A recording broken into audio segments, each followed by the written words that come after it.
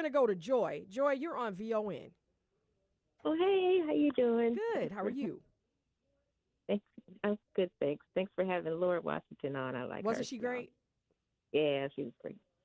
Ron needs to go. We can't. No, he can't come back.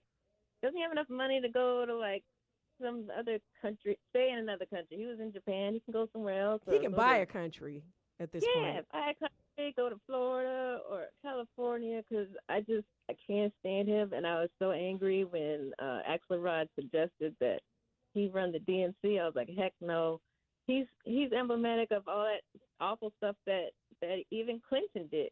Not to, Mm-hmm. but Clinton did so much terrible stuff with NAFTA and the Communications Act and the reforming, supposedly reforming, welfare and everything. Nah, that was bad already. And then under Obama, he was telling Marianne Aaron about we didn't hold the banks accountable. It's like we didn't hold them accountable ever. Mm. Like before, that's after the crash. Yeah. Half of black wealth was lost because people lost their homes and everything. They were targeted because they signed those With bad the loans. bad mortgages. Yeah. Yeah, the bad mortgages. And this fool talking about coming back. And I already was talking about before with my public comment about when he was mayor, he hiked up the taxes, the property taxes, and they voted for it. But now they're giving Brandon a problem when he's asking for like maybe half of what Rahm Emanuel did. But And I let know me no one ask wants. you this. But Laura Washington made a very good point. The Yeah. idea that migrants came in, Mhm. we accepted everybody. Mhm. They got money hand over fist, money that individuals here did not have not gotten out of their own tax dollars. And Right. now we cannot deny that that was a major expense and a major cause of why this deficit is so high in the city of Mhm. Chicago. And now we're Mhm. asking for a tax increase. I mean, to be fair, Mhm. isn't that completely unfair? And I want you to hold on. Don't go anywhere, Joy. I want you to hold on with me through this break. For news, traffic, and weather, we'll be right back with the Midday Show on the other side. Jingle bell, jingle bell, You are jingle listening bell to the rock. Midday Show here on WVON 1690 AM, the talk of Chicago. I'm Kimberly Egonmwan, filling in all week. And we had a great conversation with Laura Washington of the Chicago Tribune, ABC 7, talking about the DNC and how Rahm Emanuel, as chairman, is a non starter. But we went off into some other avenues when we were having that discussion. And I was speaking with Joy before the break. Joy, thank you so much for holding on. Um, when Sure. when we look at the idea of the amount of money that was spent with migrants, um, and that there are a lot of people who were very upset about that because they Mhm. feel it could have just been handled a different way, in a more common sense way. But now Mhm. our entire budget is is blown through, and now we're being asked to shoulder property tax increases. Is Mhm. that really fair? That's a good question. I would say that part of our problem is that we struggle with lobbyists against pay, those who can afford to pay more paying more. Remember, Bring Chicago Home? That was supposed to help the homeless because there were a lot of black people took issue with. It seemed like these migrants were taking priority, and sure they were passing things to help with assistance for them. And so Brandon said he wasn't an either or. He's both and he wanted to still help black folks too, including the homeless. So Bring Chicago Home was just going to be a one-time transactional tax for properties over $1 million, but we didn't pass that. There were black people saying they weren't going to vote for it, even though it was going to help us more than others because there's more black homeless people.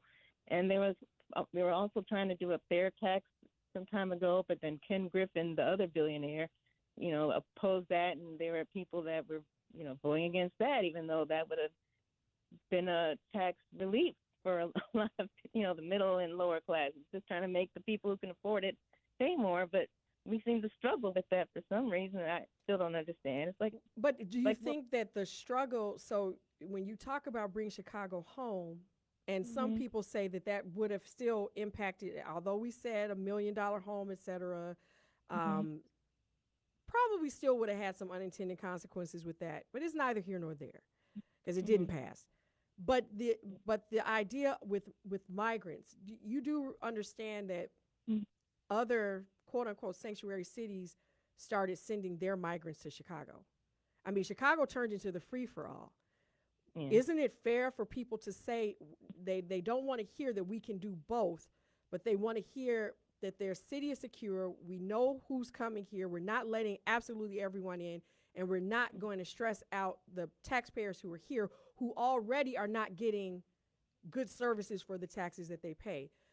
What's wrong with that? I mean, I'm just trying to be in the middle of this, but I do know one thing. I do know that I did witness in city council a vote, them use parliamentary procedure to stop a vote just to have the question put to the residents who should be able to discuss whether or not they want to remain sanctuary city. The only thing that sanctuary city actually does technically, it doesn't mean that we are obligated to provide housing assistance, even though it's a nice thing to do. That just basically says that the police are not going to help ICE. That it's just ICE's business to handle the who's supposed to be here or not supposed to be here and that sort of thing. But migrants is its own category because they fall under people who want to be, refugees and stuff. So that's like a legal process, but unfortunately that process takes too long. Because I've heard that chances are most of the people who apply probably will be rejected and will have to go back. But it's just taking so long. So I definitely agree. It should have been handled better. And that the thing with the park that you talked about, I didn't like that. I didn't like that they were taking a closed school and wanting to make that into a shelter, because I was like, I wanted it to be a school again. I never wanted the school to close. They're going to take it and you want to close it for black folks to learn, but no, they're going to let some migrants live there. So I didn't like that either. So, yeah, it should have been handled better. But I think if we can't afford things, just like now we're going to look at the possibility of surplus TIFs to help with CPS. And so there's money there. It's just we have no problem paying for stuff that'll help with people who have the money already and that's the thing. Development. Yeah. Well, I want to thank you so much, Joy. I want to thank you for your comments. Very interesting perspective.